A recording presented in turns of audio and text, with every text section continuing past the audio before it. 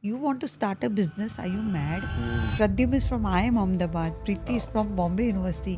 You'll get the best job. Yeah. Why do you want to risk your life? Risk hai to ishq hai.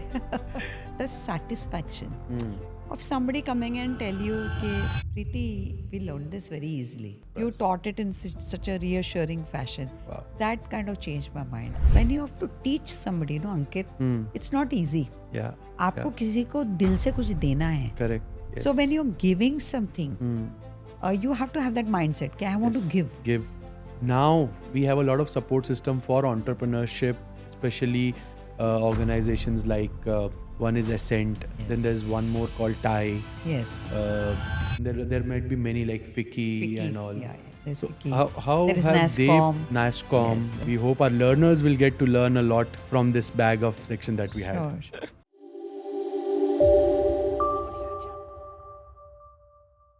Hello, all, and welcome to yet another episode of The Branding Circle.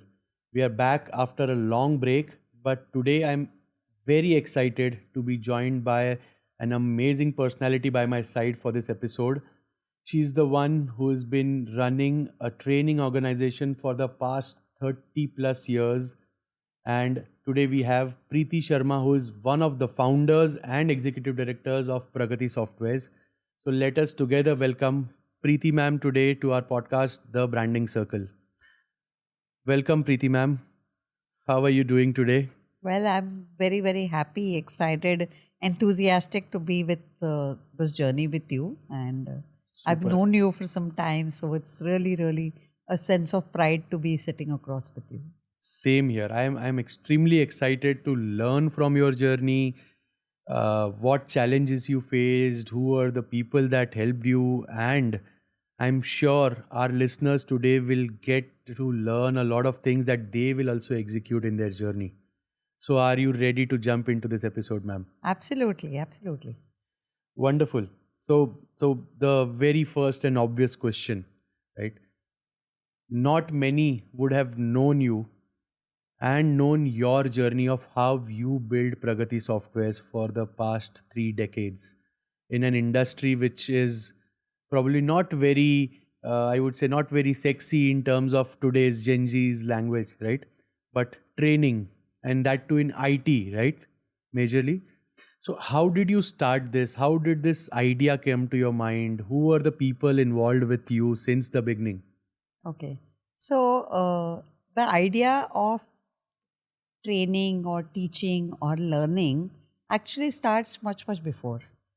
And also I found that in all our journeys, somewhere where we start, where we are born, which religion we belong to, which school we go to, which parents we are coming from, etc., influences us big time. Yeah. And it did for me too. So I was born in Mumbai in a Sikh family. Okay. And the word Sikh itself means to learn. Right? Okay. So it is like the religion says you have to be open-minded to learn and keep on inventing. So you start with the journey. And then my mother is a teacher, was a teacher. So that's where it all started. Yeah, it kind of cemented it further. Yes. Then I went to a wonderful school called as Udyachal, which was also run by the Shanti Niketan way of running. So there again, learning and teaching was reinforced. When you say Shanti Niketan way of learning, what does it actually mean? Because I'm listening or I'm hearing it for the first time. So this learning is where the values of society are taught. Okay. And apart from learning, you do a lot of extracurricular activities, which now the very big schools are doing. Yeah. But we used to have it then. You know, you would get to learn stitching, you would get to learn art, you would get to learn cooking, you would get to learn everything along with Wonderful. your studies And inside this was the since school. which grade? This was from grade 6th, 5th, Wow. 5th, 6th. So they would say, okay, if it is women, then you should know cooking and you should know stitching. And if it was guys, then they would know carpentry. Music was open to all, painting and drawing was open to all, drama was open to all. So it was a very nice way of growing and very enabling to learn. So learning, teaching has been part of my DNA, you can say, Since the school days. since the school days. And I did my MBA in marketing quite Which one year of was the this? early MBAs from my college. Which year? So I did 85, 87. Wow, the time when I was born. Absolutely. So this is the early years for people to do MBA and specifically women to do MBA. Right. And one thing which one of our professors, we were talking about the fact that what kind of jobs we should take. So the professor was talking about how if you were to get a job and you were to earn money for it, why not take something which adds value to society? Okay. Anyway, you will take a job. Right. Anyway, you'll get some remuneration Correct, for it. correct. So why not do something which will help others? Right. So that thought remained in my mind. Okay. Hence, I never applied for, say, a cigarette company or those kind of companies which I felt no, they are not. Where in probably my it goes against the societal values, they were against my thought. or probably even your thought, my thought. or your alignment. Yeah, my alignment. Not that anything is right or wrong, but my alignment. So then, fine, that thought remained in my mind. And then I joined NOSIL, which is a Mafatlal Shell company. And then the Mafatlal Shell had a very great culture in terms of leadership development. Okay. So, we So used to you have- never started first with your business. So you did some No. learning on ground with corporates as well. Yes. And there again, to go back, I had a very interesting upbringing. So my father had a business Right. and my mother was a teacher. So I had a flavor of both sides. Like, Correct. what does it mean to be an entrepreneur? Right. How does it happen that my father will come home and take salary from my mother to pay his employees? So we have seen that at home. What business was he into? He had a printing press. Oh, wonderful. Yeah. So I was exposed to both the aspects, and therefore it was something I always knew. Okay, this is possible and that is not possible. So I chose to take up a job at that point of time. If you may remember, life of women was quite different then. So I did not know what business my father does. Correct. Nor did he think it important to tell me. Tell you. So it worked that way. I did my MBA. I got this job in NOSIL. And then NOSIL has a great leadership training culture. So we have this program to learn Lotus 123, WordStar, DOS. Yeah. Those were the programming initial- languages of those days, probably. Initial software Softwares. for users. They were not programming languages. They was things which users could use. So, for example, we used to have a software called as WordStar, Okay. which is what Word is now. MS Word now. Yeah. Okay. So we had this training program, and I meet this handsome guy, and we fall in love, and that's my husband. Oh, So, super. so there was So you married the first trainer that you met. absolutely not the first trainer, but yeah. Okay. So and how's the there was- journey Great, since great. then? So that was something like emotional for both of us. And so when I had an option of leaving my job, which I did, I got another job in another company, which was Johnson and Johnson. Okay. And it's like I have to just join in the next week. And then there is a training program which comes on WordStar Okay. for a company called as Mafco Limited. Mafco is to make those milk products. Right. Okay. And there's nobody else to do it. So my founder and my husband says, why don't you do this program? I said, okay, let me see. No? And the whole night I'm trained on how So to you were teach together, WordStar. matlab you guys had started something around No. training? No. No, he had already a started. He software was already a business. trainer, right? Yeah, he was already a trainer.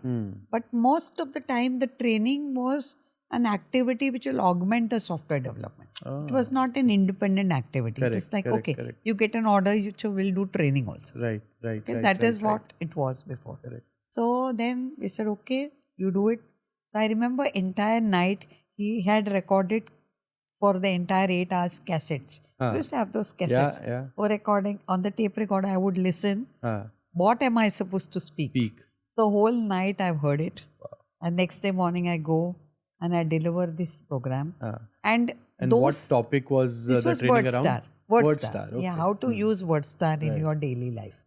And those years, when you are very young, people would not take you seriously because if you are a teacher, you should look old enough, Yeah. right? And Because people build perceptions after seeing you, right? Exactly. So I would actually wear a nice sari and go so that थोड़ा वजन लगे हाँ, ना, like लगे this कि person people will take you was- seriously. Exactly. I know. So then I went, I gave my first program, and let me tell you, Ankit, the satisfaction of somebody coming and tell you, "Okay, Preeti, we learned this very easily. You know, we had never touched a computer, हाँ, and we were so scared of this whole journey, and you made it so simple. Simple for You us. taught it in such a reassuring fashion. Wow. That kind of changed my mind. I said, no J&J, I'm going to join my husband.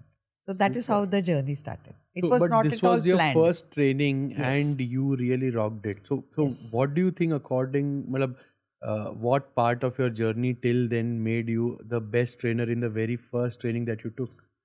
Because I was very serious about the preparation. Hmm. I was very serious about the fact that, okay, there are 10, 12 people going to listen to me, and I must make a difference to their life. I think Correct.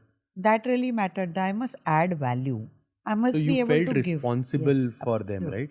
Absolutely.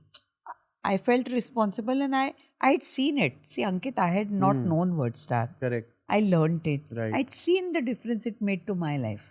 Correct. And I didn't have to go to the another guy who was a smart guy and tell, Right. okay, teach me. Correct. I knew it. Right. Right.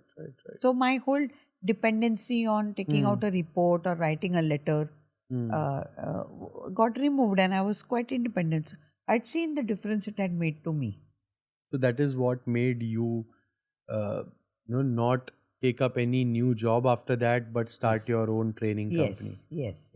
So which year did you start this, ma'am? 90. So Pragati Software started as a proprietorship firm with my founder Pradyum Sharma as the proprietor. Right. So he actually started So it. he already had Yeah. this Yes. training business, right? Yes.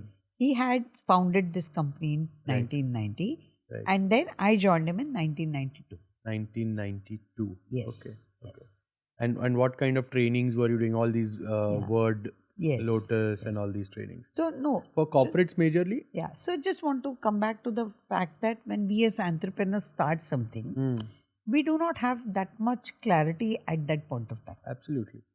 So he started it as a software development company. I joined. Let me tell you, Ankit, I am not a technology person. I'm a BCom, MBA in marketing. Wow. Technology और मेरा दूर दूर का रिश्ता कोई है. रिश्ता नहीं है. Absolutely. So I just felt that in order to be able to run this company, the passion for teaching is more important than knowing the technology. Absolutely. Okay. So because it was more a software development company, we continued the software development journey, and at some point of time, we decided to, in 1997, we sold off all our software products, Okay. which were in banking and all, Right. to other companies, some well-known ones now actually. And then we decided to concentrate fully on Training. because for the software development piece, I was not really the right person. Right. I was more the person who could handle a training business. Plus, like I said, there was a passion to teach. And Pradyum also happens to come from a teaching background. Okay. Because Pradyum's father and my father-in-law was a professor in college for Sanskrit. Oh. So teaching is in our Teaching was combined in DNA. your combined Absolutely. DNA. Yeah. So then when we had an option of making Pragati Software an entire teaching company, though... So who came up with this idea that, now we should only focus on training and not focus on software development as a business? Actually, it was mine. And what was Pradyum sir's first reaction to this? Because he had started this business with a vision to make a software development company, right? Yes. So he was reluctant at the beginning, and he felt that how will we really Make money. And how would we really get that many orders? Yeah. See, at that point of time, nobody used to train. Correct. I'll tell you the logic. The logic was an employee would join a company and remain there for life. Yeah. There was no job, switching, or there was, especially for males, there was no question ke shaadi ho gaya to you'll go to another city. All that, so people would be in the company for life. Yes. And therefore, the organization's perspective was that, of course, training is there, but it is peer-to-peer learning. It is learning on the job. On the job. It is like dekh ke seekhna hai. Correct. There was no concept of a formal training program. Right. There were very few multinationals, like I said, NoSil used to do it. Yeah, NoSil and then Yeah, J&J where you J&J, taught your yeah, first yeah. training. So they would do it, but normal organizations didn't have that concept of really going and doing attending a session. Right. So he was more concerned, how will there be enough market for it? Market for it. Yeah. And also the point was, at that point of time, who were the big players in the industry? So if you will remember, there will be NIT, Yeah. there will be Aptech, Aptech, Data correct, Pro, correct. PITS. So let me go back and say that those times, no, colleges did not have any education for technology. Right. So there was no engineering branch called as computer science that time. So therefore NIT and Aptech were doing well because students, they would teach them all and they would do the GNIT and all that 3-year program, etc. So this is 2005, and how old was NIT and Aptech in India? So this is 1997. 97. Yeah, when we thought. 2005 is later. Okay. So 1997, when we wanted to decide whether we want to be only a training company or we want to be a software development company or we want to do both, or what do we do? Right. Okay. So at that point of time, when we had analyzed the market, we realized that as there were no colleges providing these training programs, NIT Aptech was very much in the B2C segment. Yeah. There was no concept of B2C that time. We used to call it retail. Correct. And corporate and retail. Corporate and retail, yeah. So we felt that if we were to go into the B2C segment, firstly, they were much on the franchisee mode. Yeah. Okay, and we thought that the franchisee mode would spoil the quality. And we also felt that it would mean a lot of money. Yes, If it you will want need a to lot be- of money to market. Yeah, to market, to start, to get students. Yeah. So we said, okay, this is not something which we are equipped to handle. But the corporate training space for us felt easier because when NIT would do a corporate program, because their instructors were people who were just teaching students, they would not be effective. Okay, because NIT had a policy that you pass out and you come back and train. Okay.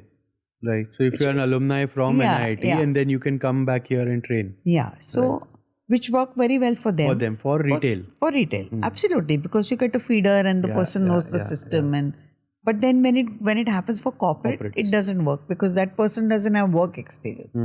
So that is why we felt that we'll have a better chance to be a very good chance to succeed in the B2B space.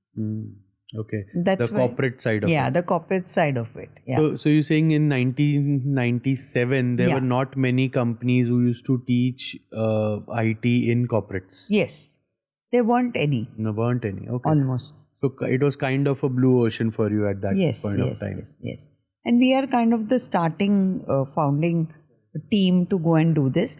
Also, if you remember, I might just jog the memory of our viewers. Some of them would know that at that point of time, NIT would have a concept that you sit in one classroom, Right. you listen to the theory, Correct. because they didn't have those many machines. Right. You go to the another classroom and then do practicals. Correct. Okay. Because they would then use those two classrooms over multiple batches. Right. Right. I Okay. know. Correct. And we were like, no, this way learning can't happen. So we were the first people who started doing a blended kind of thing where the theory and the practical is done all together. All together. Yeah. And also we were the ones who started this concept of teaching for 8 hours. Okay. We said, oh, 1 hour story mein you won't learn. Right. So if you see the NIT program or any of these programs, it would be a 1-year program or 2-year program. Correct. Which they would teach maybe twice a week only. Twice a week for 1 hour, 2 hours maybe, so right. finally a person would probably have more hours there, no doubt, because when you take a break, it will again have some kind of... We were able to achieve decent results with this matrix. And so if I say NIT, you said had a training program which would last say for a year or so, and similar training programs by you in corporates would last how long? Maybe a day or 2 That's or 3 it. days. Yeah, that's it. That's it. So Wow. you would learn... So that's a huge difference. One, in terms of your efforts that you're putting in learning. Second is a lot of money is saved for the corporates. You don't have to train someone for a year versus he's probably becoming job ready at least 70 to 80% within just 2 days or 3 days of Yes, training that you deliver. Absolutely. Wow. Another change we said is 1 person per computer. Right. So those times NIT would make two or three people sit together. I We should remember know it. that. So we felt that if you want to learn technology, right. then you must learn it on the machine, not on the board. That's why a board is a it supplement. was, or it is still called a personal computer. Yes, yes, absolutely. So we were very clear about that. Correct. And that is how we started. And we also, I remember, so we started our journey from our rented house. So when we got married, Pradyum did not really have any a source Capital of money. investment, Yeah. And I had worked in NOSIL. Right. So I had some So how many years did you work in NOSIL? 5 years. 5 years. And Yes. after that you shifted to J&J, No, which I you didn't- eventually didn't take up. Eventually didn't go. And After the that HR first training seniors there program. were so upset with me. They said, you didn't tell us. You were telling us at the last minute. And I said, sir, I'm so sorry. And I really, that is not the intent. But this is the way it's going. And I was so apologetic. I went and met them and I kind of said, this was not planned at all. It just happened. So you're saying about how you started, you didn't have capital to invest in the business.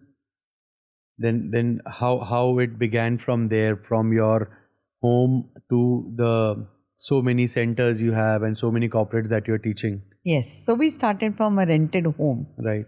And it was a 1 BHK. So the first room was an office in the day. Yeah. And in the evening it would bundle to be a bedroom, whatever. And we didn't have a phone. We would go to the PCO. PCO, Local Kirana PCO, shop yeah. and call. We didn't have a gas, so it would come from there. We just started our typical life Indian together. jugaad. Absolutely. Yeah. We didn't have anything. And we just started from scratch. But what we had was a sense of purpose. What we had was togetherness, which I think is very, very important for two founding members, also to us, also husband and wife. But more importantly, now we are talking How about has this journey been? Matlab, being in business together as partners and also life partners. Yes, it is a tight walk. Tight war? It's a tight walk. Walk. Okay. Yes. Because two intelligent people Yeah.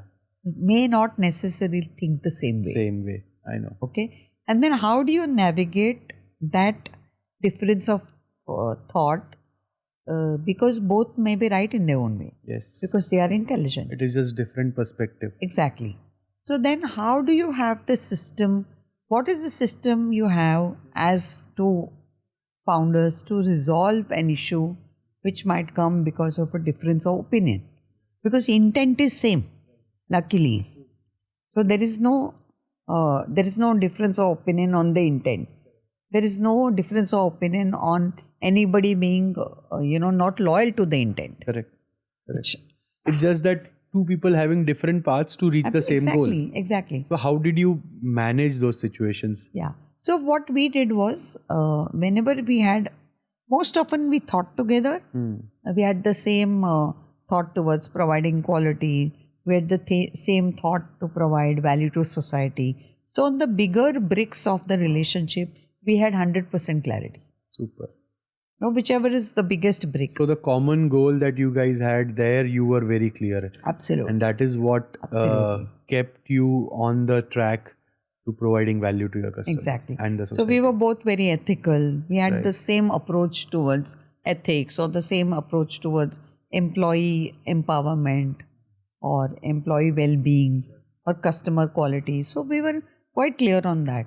We were very clear on the banking relationship, for example, that if you take a loan, you try to repay it as fast as possible. So we were quite clear on all this.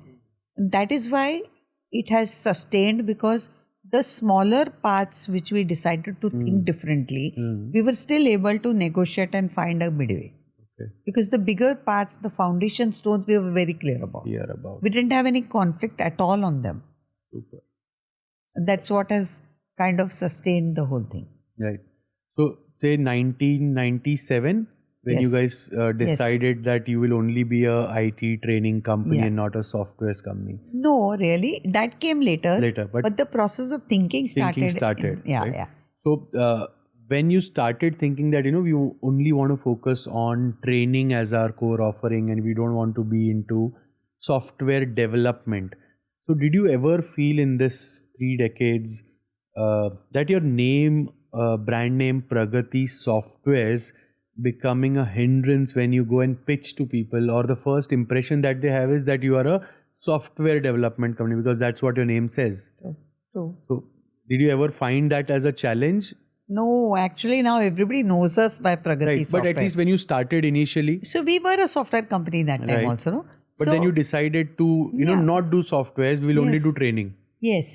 But I think because we had already started the journey, people just kind of thought, okay, Okay. Pragati Software does training. Okay. There was not, from a branding perspective, I would say that it shows how strongly associations develop with names, even if the names are not exactly identical to the service you now provide. The association is so strong that people say, oh, Pragati Software, software they do training, training. they are doing. Correct. So what I understand from this is that you, Pragati Softwares as a brand, had dual identities, that they do software development and trainings. And throughout the years, I think the software part of it, vanished to some extent and training took over, and that's how now people know you. Pragati Software, when we went to the when we went to provide a service for training, those companies remembered us as a training company. No? Right. So therefore, for them, it didn't really matter whether we were doing something else. Right. Okay. And do you feel, if you would have rebranded yourself to Pragati IT Training Private Limited or something like that, which would have been more related to the training part of your business, would it have made more sense or more progress in your business, or don't you think it will have more impact? Well, I'm talking to a branding expert, so I don't know So I'm just trying to what understand. answer to give you. Or have you ever felt the need to change the name or rebrand? And I'll tell you why I'm asking this is because in today's time, what happens is when an entrepreneur kind of fails, they think it is the brand which is a mistake and they want to rebrand with no other clarity about their business model. I'm sure that if we had rebranded it, it would have been a good decision because we had actually decided to, change the area we were working in. Right. But to answer your second question, I don't think it would have mattered to the sales of the company. That's all. So it would have helped, no doubt, because when your name the reflects... first impression. Exactly. When your name reflects what you are doing. Right. For us, we were very lucky because we are very lucky because the name Pragati itself means progress. Progress. So to that extent, it is absolutely, it's a good extension that this company is doing training. Because that means progress for the participant, progress for the organization, progress for society at large, progress for the country. So to that extent, the first name was very, very right. Right. And therefore, the second name, we didn't hardly mattered. We didn't think too much about changing it. If you ask me now, it would have been nice if we had changed. So if given an opportunity, go back 20 years, 25 years in the time capsule, and would you want to change that? I would have changed it. I would have changed. If I met Ankit, I would have said, please change it. Yeah. Okay. But I'll tell you, those times, branding for the name was not a very big thing. The branding was done because you provided service, or you did a good job, or you had word of mouth. Yeah. In those days, word of mouth really mattered? Yes, absolutely. Right. That's where the quality of service that you deliver really mattered. Yes. Right. Yes. And in those days, I am assuming majority of your new customers would come through word of mouth. Yes. And is still the case in today's day?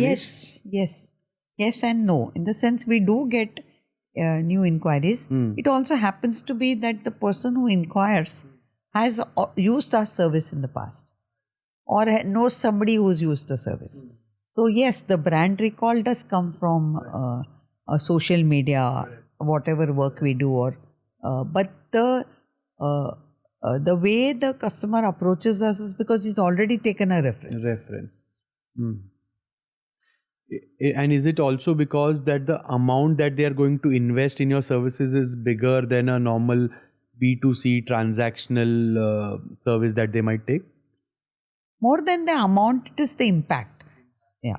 So if a client is approaching us for, say, a training which is going to cover 1,000 employees, then it is like 1,000 lives, no? So they will be careful to go to the good brand, to the company which is like doing it for a long time, because there is a huge legacy and there is a huge, execution success ratio which we have. Yeah. So this brings to my next question. You said 1,000 employees and you're impacting 1,000 lives, right? So now say for example, I'm the CEO of a company which has say 1,000, 1,500 employees under me. And I approach you that I want to upskill them. I want to train them to become a better individual, obviously, which will help my organization grow. So what processes or what steps do you undertake on your part for us to, or for you to deliver those trainings to us? So I think we would start by taking time with the CEO Okay. and saying, look, we need about an hour with you. Okay. And we would ask the CEO fundamental questions like, what do they think is their journey for next 3 years? Okay. Okay. And what is it that they think are the skills needed by their team in terms of making that particular vision get executed? Correct. So there'll be certain skills which they will identify. Right. Okay. So basically identifying the skills gap within Yes. the organization. First is like, I want to go here. Correct. This is where I am. Correct. I want to grow here after Correct. 3 years. This is where I am. Right. This is the skill gap. This is how I want to build it, because skills are not built overnight. Right. So then you work out an entire chart for the CEO saying that, okay, in the next 36 months, how are we going to execute this whole journey of learning Wow. across quarters, months, whatever. So that is what we would tell them. We would tell them that it's not a one point thing, you do a program and the skill will develop. Correct. It has to be continuously reinforced. It's a journey, it's a process. It's not a single one-time thing. And now as you are telling this, I am finding so many similarities between training and branding as a concept. Sure. This is what even I tell to a lot of my customers who come to me that we want to build a brand. I say it won't be built overnight. And this is the same example that I give, that Rome was not built in a day, neither will be your brand. It is a continuous effort that you'll have to put in. Don't say कि भाई next 3 months में मेरा brand बन जाना चाहिए. You need to invest 2, 3, 5 years to build the brand. And उसके बाद legacy आएगा. It's a much bigger picture. Sure. I agree with you. These things take time. Yeah. It is like, how do you integrate a culture of learning? Correct. How do you get into the DNA of that organization, a particular skill set? It doesn't come easily. Correct. There's a natural resistance True. to the whole thing. Most people do not want to learn anything new because it disturbs their current rhythm. Yes, and it kind of gets them out of their comfort zone that they're already settled into. Exactly. They've got into a rhythm. Yeah. Now you go and shake them and say, Baba, but this is not the way it should be looked at. First thing is resistance. So how do you tackle these kind of resistance? Because when you work with thousands of people together, there might be maybe 100, 200, 300 who will have this kind of a resistance. How do you or your trainers work on the resistance? Sure. So when we look at training delivery, let us divide it into various parts, how trainings are successful. Right. So first thing is, a training will be successful if the course content is good. Right. Okay. The content has to be sharp, relevant, in sequence. Okay. So we spend a lot of time on structured content. Second aspect is the quality of trainer. Right. Okay. How well is the trainer going to deliver this content? Correct. What is the experience of the trainer? Correct. And then we look at trainer, again we'll break it up into two aspects. One is subject matter expert. How well does the trainer know the subject? Right. How experienced is the trainer in that subject? Correct. And on the second aspect is, how well is he or she a teacher? Sometimes you may know something very well, Correct. but you try to explain and Not every expert can be a good deliverer of that content. Absolutely. So we look at the trainer's knowledge, we look at the trainer's quality of delivery, and we look at the trainer's openness. So, for example, when you have to teach somebody, Ankit, it's not easy. आपको किसी को दिल से कुछ देना है. Ask somebody to give 20 rupees tip also, they will think 100 times. Yes. So when you're giving something, you have to have that mindset. Okay, I want to give. Give. So we try to look for that factor. Like is this, and you'll see if we were to do a research of the background of the 600 trainers we work with, most of the times I will say 90% of them would have a family member in teaching, either a mother, a father, a grandfather. Correct. So as you and Pradyum sir had it in your DNA, Exactly. that's kind of one of the criteria that you look after in a Yes, trainer absolutely. that you onboard. We need passion. We need the passion to teach. Correct. So this were the two aspects which we look at from our side. The third aspect is the environment. Okay, how well is the environment tuned to train? Okay, can you elaborate a little on this? So when we said environment, prior to COVID, environment mostly was physical. Right. So when you have a physical classroom, Correct. how good is the classroom? Is the machine set up properly? Correct. Is the board proper? Is the LCD working? Is the participant having enough room to sit?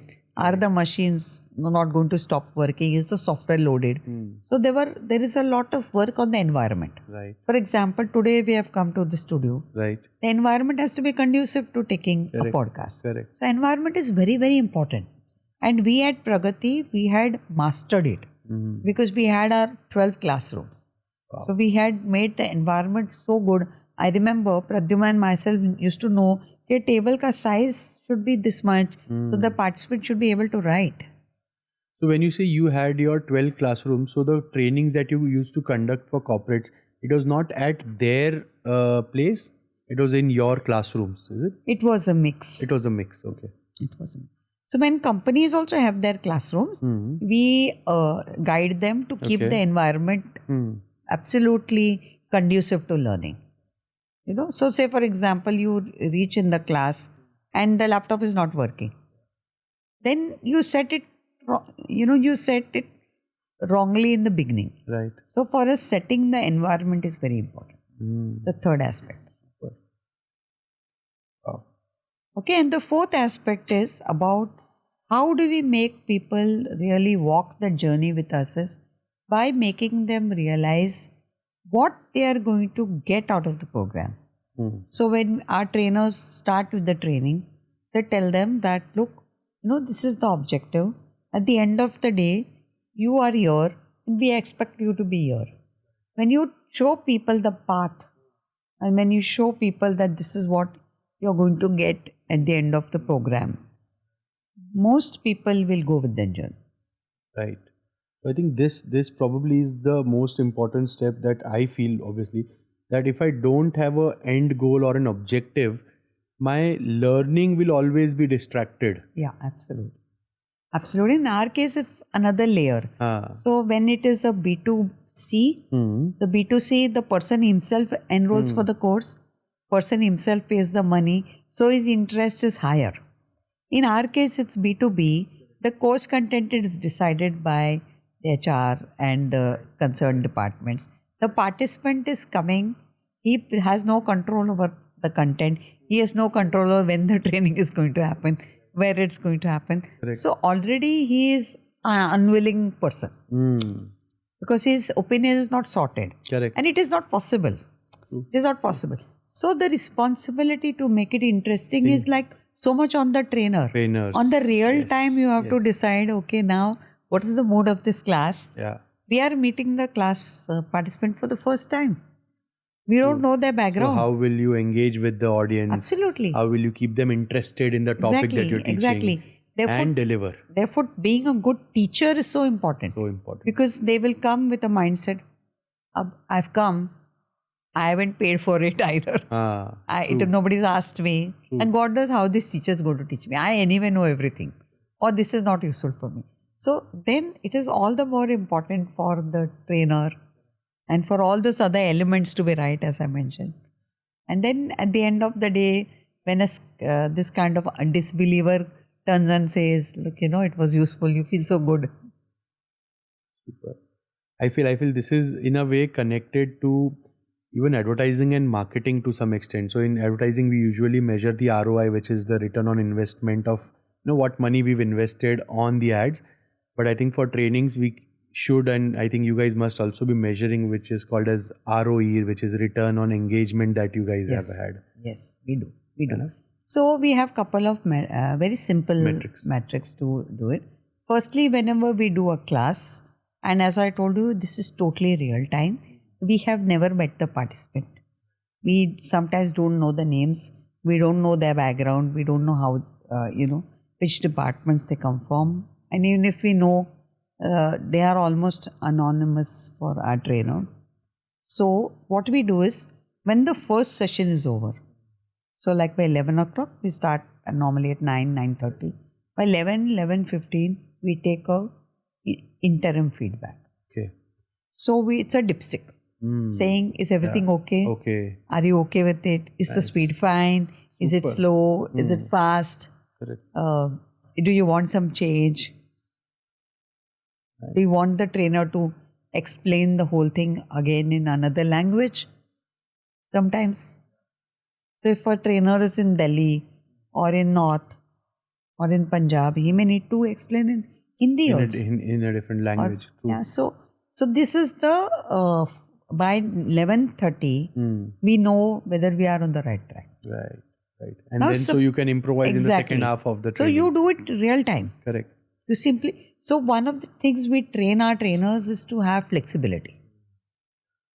Rigid mindset won't work because participant will be however he is. Correct.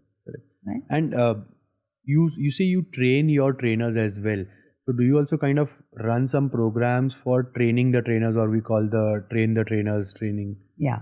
So we do a 6 monthly train the trainer program, Okay. which Pradyum conducts. Okay. And these are it's like a training, but it's more like a seminar where everybody shares their views, because a different trainer will have a different experience with the participant, another trainer will have a different experience. So it's more like a training and joint sharing of views and experiences, so that we are able to work out the best practices. And now with online training also going on, so when you teach physically, you have so much more control over the environment. When you teach online, your control becomes so much lesser. And how do you really be effective online? So these are new topics which keep on coming in the Train the Trainer program. Now moving ahead to another leg of our discussions, right? What are some roadblocks that you must have faced in this 3 decades of journey with Pragati Softwares and thousands of clients that you worked with? What are some roadblocks that you faced along with your partner, and how did you overcome it, or who helped you overcome those roadblocks for you? Okay. I think so let me separate your question into 2 parts. First, I will talk about the roadblocks I faced when I started the business. That is Preeti, the entrepreneur, okay, and the woman. Okay, so I'd like to talk about it because there's so much talk about diversity and all. So I think the first thing what happened was when I decided to join the business along with the founding partner, who is the husband. First of all, the whole ecosystem. Now, when I say the ecosystem, for me, it's the customer, it is the employee, it is the banker, it is the vendors, partners, etc. for supporting the business. Most people at that point of time had disbelief that you are actually going to, walk the path. Wow. Yeah. So as a woman, people are Do you very still skeptical. feel that is the case now after 30 years? You'll be surprised. I met a young girl from a particular community in Gujarat, and she said she will not be able to work after she gets married. And the person is from Mumbai. And I was like, are you serious? She was, yeah. I said, then okay, have a love marriage. But I'm just saying, I'm just saying that there is a bias. Yeah. It may not be there on Out the loud front, in the front, yeah. but it is there somewhere. Still there. That people have this wait and watch approach. अरे देखते हैं कितना time टिकेगी. Tikegi, yes. So I used to have challenges even with internal people, with employees who would think that, Preeti is not significant in the story because she's just come in. Correct. She is the wife of the founder. She'll get a child. Correct. She will go for And then maternity she'll go for maternity leave and she'll not she's come not back. serious. Correct. She's just come for just to keep herself engaged. That was the bias I had. And how important do you feel or significant is the role of your founder, your spouse in this entire situation? Oh, he has been the biggest support I can have. And I always say, Ankit, we are so lucky now. We have so many associations and seminars and places to go to. That time, I was 26, 27 years old. That must be 29. We were two kids who learned from each other. Wow. Right? Because there was no other place to go to. Correct. There were no, Support forums system, like we forums. have now. Yes. And also the culture was like, you want to start a business? Are you mad? Pradyum is from IIM Ahmedabad. Preeti is from Bombay University. You'll get the best job. Yeah. Why do you want to risk your life? Why do you want to risk your life? But that's where I think entrepreneurship comes in, right? Yeah. Risk lena hai. So yeah. Risk hai to ishq hai. So you touched upon a very important part, right? That your support system is not just your spouse or your business partner, but also now we have a lot of support system for entrepreneurship, especially organizations like some organizations that I am part of, and I think we both are together Yes, part of. yes. One is Ascent. Yes. Then there's one more called TIE. Yes. There might be many like FICCI and all. Yeah. There's FICCI. How there is have NASSCOM. NASSCOM, Yes. NASSCOM especially for, Yes, for tech technology. companies. Yes, absolutely. So how have they played a role in your journey? Oh, great. Let me talk step by step. Yeah. So, firstly, I feel as an entrepreneur that networking with similar other entrepreneurs is the key. Yeah. We had no one to go to. Correct. So, if we had a problem, we would just try to figure it out. And then over a period of 10 years, you tend to talk the same because you know each other's mind. But you actually need a fresh perspective. Right? So, you need a third person or fourth person, fifth person or whatever. So, I felt that in my journey, the following 4 associations were very useful. One was the Ascent Foundation. The Ascent Foundation is led by Mr. Harsh Mariwala, and now Priyanjali is handling it. Priyanjali Mariwala. So the concept is wonderful. The concept of peer-to-peer learning, yes. to my mind, is amazing. Correct. So as we both know, we meet once in a month Yes. with a group of other entrepreneurs, and then we share our experiences. Right. So then you realize, oh God, this problem everybody's facing. Everybody's facing. So I am not alone. Yeah, I'm not alone. Plus, this problem is faced, and so's handle it in so-and-so Such a way. Correct. So-and-so's handle in such a way. So I found that absolutely amazing. You know, the freedom to go and meet like-minded, intelligent people, sometimes more intelligent people. Absolutely. Because an entrepreneur, you work now, your employee wants the solutions from you. Correct. So they can't give you any new thought process. Right. Or there's less chances. Correct. When you go to Ascent, you have another 10 people who are as strong or more stronger than you. Yeah. So you get more experience than you. Absolutely, more experience, different journey. Correct. It's like so rejuvenating to go and listen to intelligent minds. Yes. I mean, Yes. that's been a great journey, and I'm so thankful to the Mariwalas. Like, this is one very nice way to help society. In fact, I always sometimes tell Priyanjali that when they want to launch this in Punjab, I'll surely go. Because there's so much you can learn from others. So much. And we have so many people from different communities and religions and castes in our group. So we have 2 Maharashtrians, 2 Gujaratis. Now, a Maharashtrian thinks very different from a Gujarati. Correct. And you have 2 Kachchis who will again think very differently. And 2 Marwadis will have another different. And I am one Sardar in that story. So it's amazing, it's amazing. Yeah, I know. These kind of organization, especially Ascent, that we both are together part of, it's a great support system for any entrepreneur. And someone has very well said that, you are an average of the 5 people that you sit together with. So I always aspire to, to be sitting with people who are more knowledgeable than me, better experience than me in handling situations that probably I have never handled. And you can learn from their journey. And Ascent has been enabling this for the past how many years? 12, 15? 12, yeah. 12 years. And you've been a member since how From the long? first. From the first year. Wow. 2000. I can really envy you now, saying that you had this support system since 12 years and I've been in this, 13th year of my journey, and I have just become a part of Ascent for the past 2.5 years or so. Yes. You have something which I don't have. You have What is age on your side, so you will make the most out of it. Yeah. But I feel, also made. Ha. I'm just giving you that added edge which you have, 100%. certainly, because I feel now my message to all viewers is never stop from seeking help.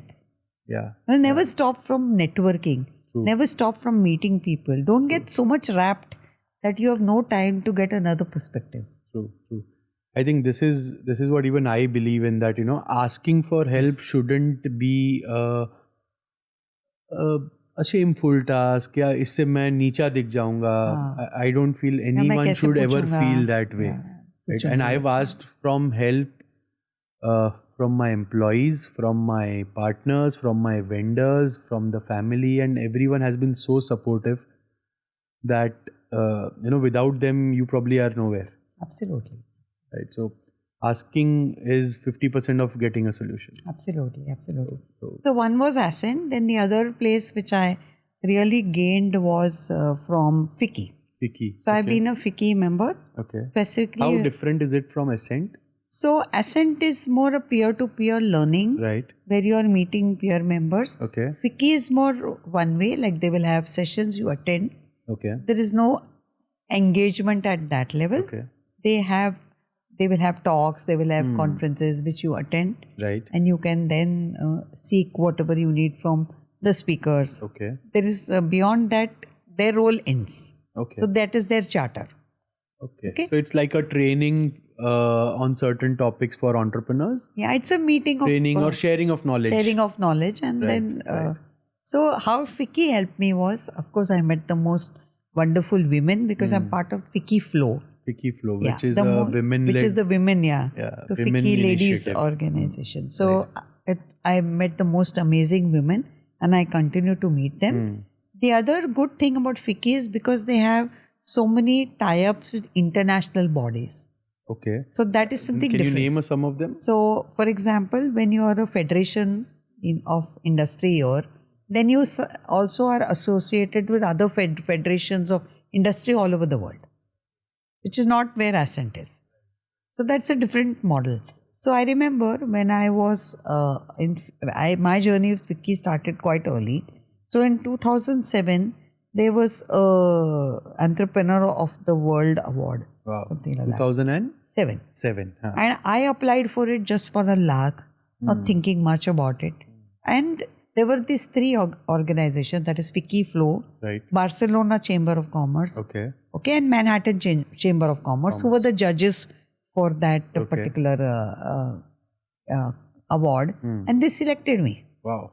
And I actually went to Barcelona to pick up my award. Wow. And what also happened was, in the next year, when we were meeting on this IVAC forum, there is a very well-known worldwide institute in Barcelona called as ESA. Right. It's like Harvard. And okay. they floated a scholarship program for anybody who's a women entrepreneur. Super. From this IVAC, and I got selected for that. Wow. And I went and did a 2-year global MBA at Barcelona. Super. Where I was the only Asian woman. It was a residential program, yes. Or it was an online program? It was a mix. So okay. It was an 18-month program. Wow. Where every 45 days you had to visit the campus again.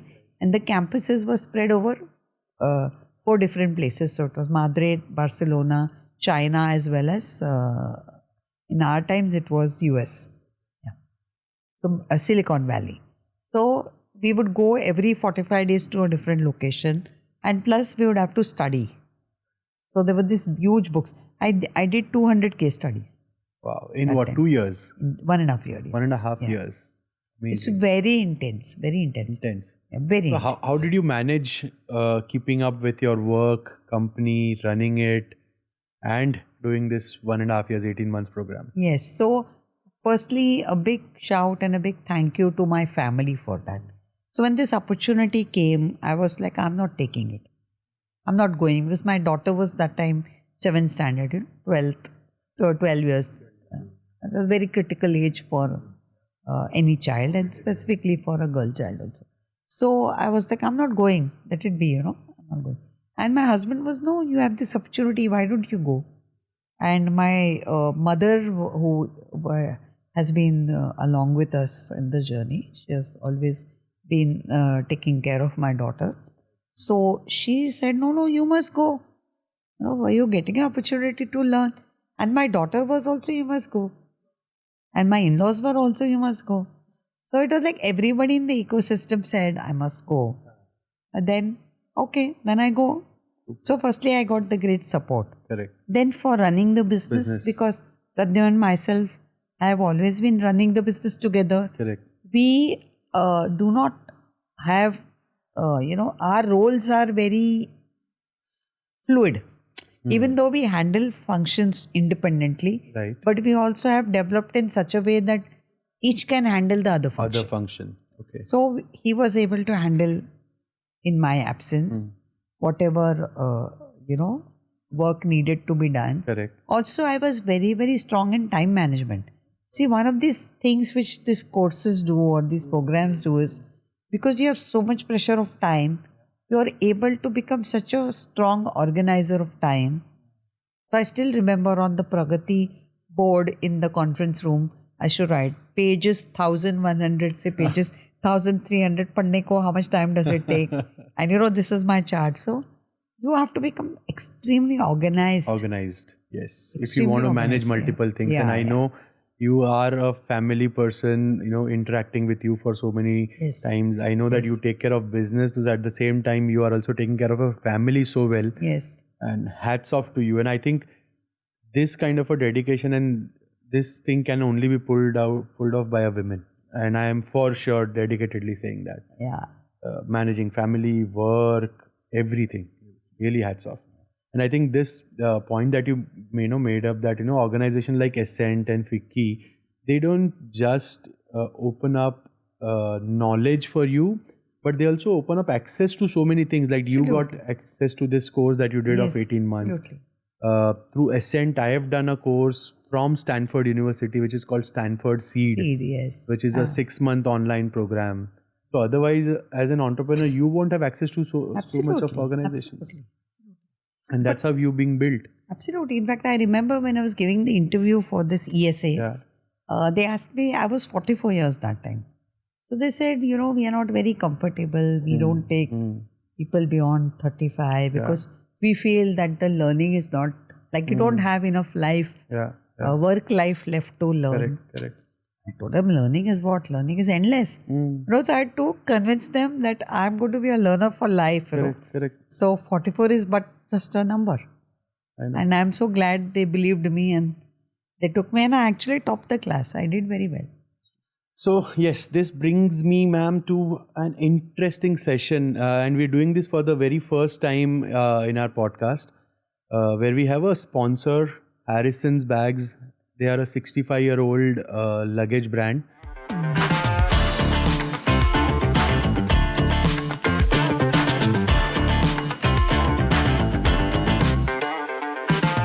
So the first question. Yes. So some people approach learning like a checklist, right? You must have seen in your journey. And others feel like this is an adventure. Let's go for it. 3 din, 4 din jaake aate hain.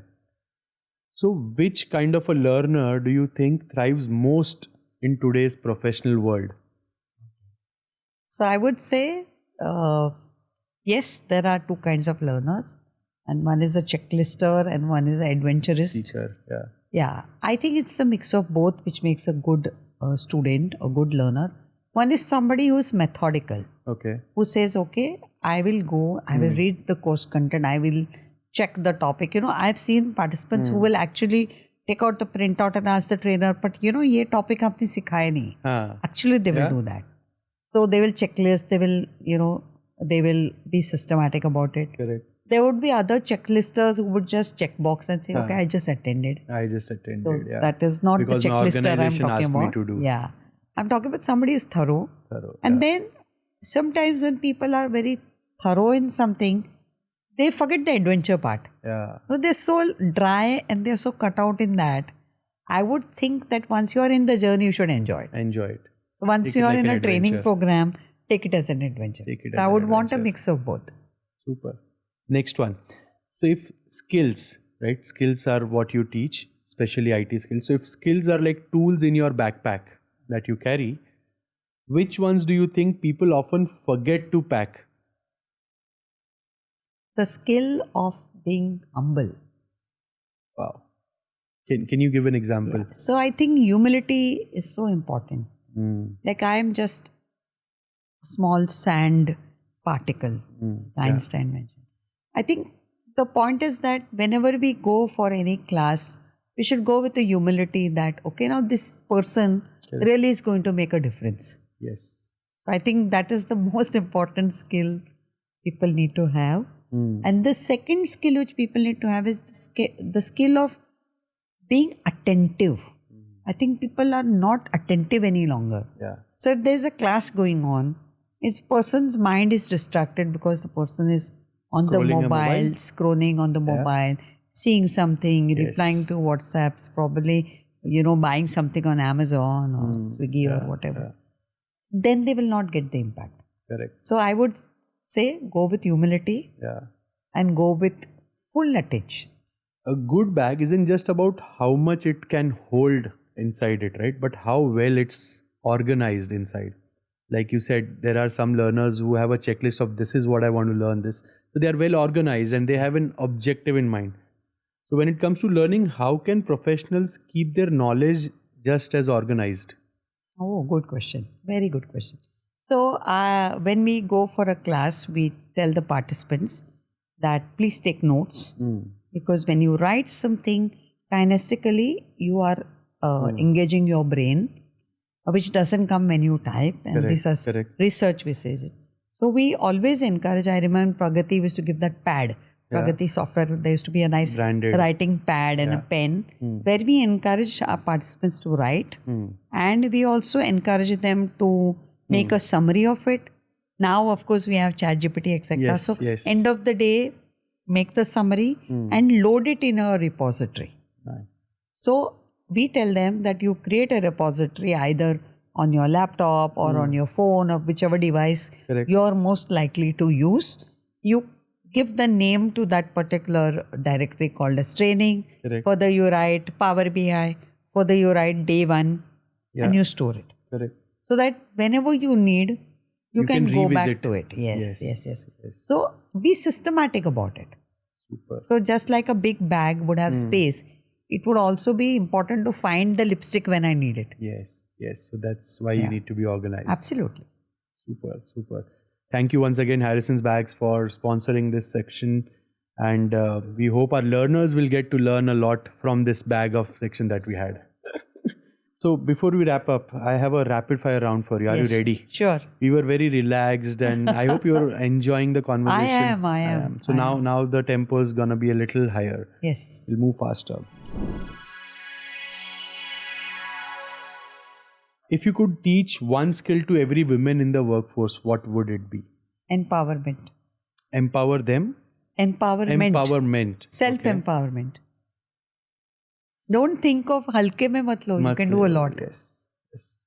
One moment that would have led you where you are today? When somebody said that I taught very well. Super. And when was this? At the MAFCO days. MAFCO days. And that's how the journey began. Absolutely.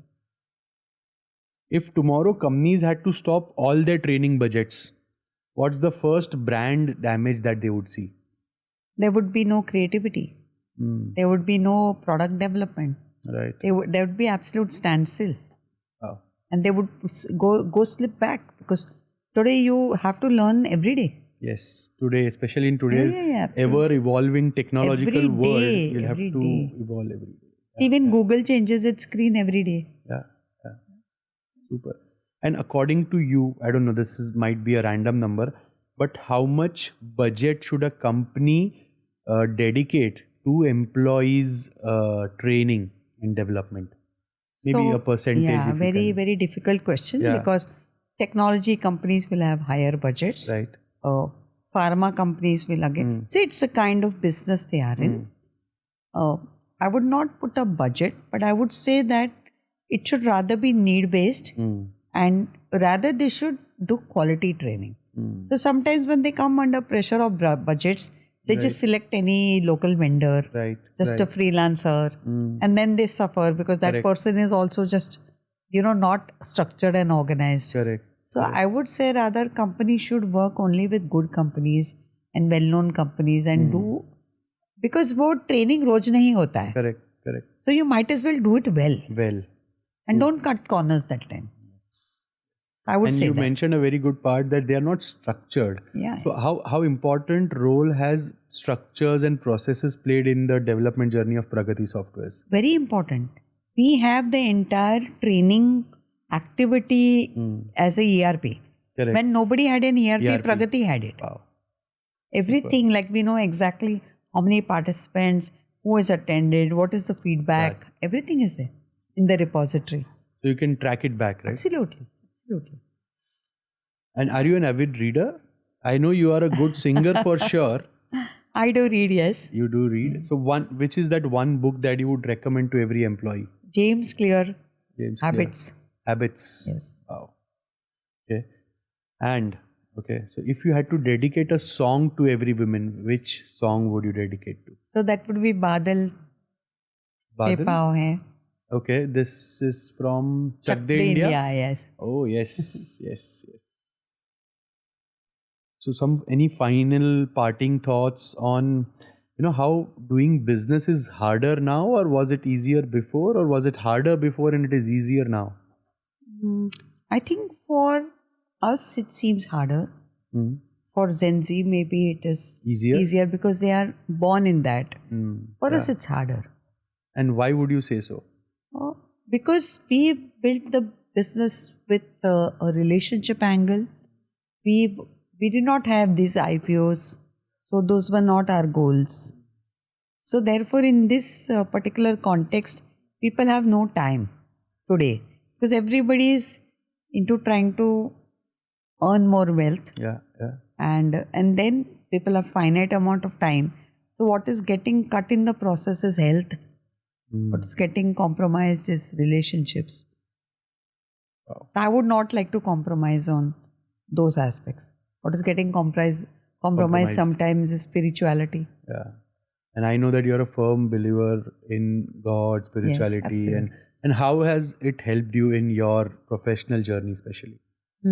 I think I would like to tell you that I am a musician also. Right. So I learn Gurmat Sangeet, Okay. which is the branch of music, which is the Hindustani classical, means the shabads, which are part of the recital in Guru Granth Sahib, which is our holy book, are written in rags. Okay. So there are 31 rags in the Guru Granth Sahib, another 31 sub-rags, rag ragini जिसे हम कहते हैं. So when you sing that particular shlok, that shabad in a rag, then it becomes Gurmat Sangeet. Okay. So I practice that. Yeah. Right. And I practice that every day. Every day 7 o'clock, 7:30, I have my riyaz for 1 hour. Now how it has helped me is because I know dunya idhar ki udhar ho jaye. That is my anchor. That's what brings calm in the chaos. Calm in the chaos. That gives me perspective back. This is what I want to be. This is how I am. So it has made a great difference to me as a person. I think I'm more calm, collected, more, I have a different perspective to the whole thing. I look at it very differently. Yeah. So that helps in the business. And today's entrepreneurs, do you feel they are more eager, more fast-paced than they were 10 years ago, 15 years ago? Yes, they are brighter. They are more fast-paced. They are more focused, I'll say. These are all plus points. Yeah. Yeah, absolutely. They are. And full marks to them for that. So what is one message that you want to give to all entrepreneurs out there? Keep on learning. keep on being on the edge of it, keep that journey alive. For me, it's like Lage Raho Munna Bhai. Do it every single day, Right. Just be there. Wonderful. So I think I've learned a lot today. Especially if I have to summarize our discussion, it started with opening my eyes about Sikhism is about learning. Sikh equals to learning, right? How being responsible matters. How your journey in 5 years in NOSL, helped you become a better trainer. When you work on building training sessions for organizations, how do you identify the skills gap? I don't think any organization or any company in training kind of goes through that kind of effort to put so that the company gains out of it. And it is not just a checklist for me that I have to deliver a training, but it is that the company that is taking my training has to benefit out of it. So, and I think if we can in any way integrate that in our service offerings, that would be a good benefit to us as well, right? And how do you conduct successful training? You gave us 3 parameters. One is content, second is the quality of the trainer, and third is the environment in which you conduct the training, right? And skills for the future. You gave us cyber security and ability to be digitally educated. So wonderful. Really obliged to you for coming over today and imparting your knowledge, your journey of 30 years of building Pragati Softwares. And I'm sure this will motivate and give direction to a lot of entrepreneurs who want to build companies, not just in training, but in any field. So thank you once again, Preeti ma'am, for becoming part of the branding circle. And now you are officially part of this circle, the branding circle. Thank you so much once again. I would like to also thank you and thank your entire team. And I must congratulate you on such a wonderful team you have. Thank you. The team of your content, the team of your recording partner, and everybody's so good in what they do. And I'm so thankful to be part of this journey with you. Thank you. And I also wish you all the best on this. May you grow, flourish, and do well. Thank you, ma'am. Thank you. Thank you so much. So we hope you enjoyed today's episode. Please share your learnings in the comments below and see you again in the next episode. Thank you.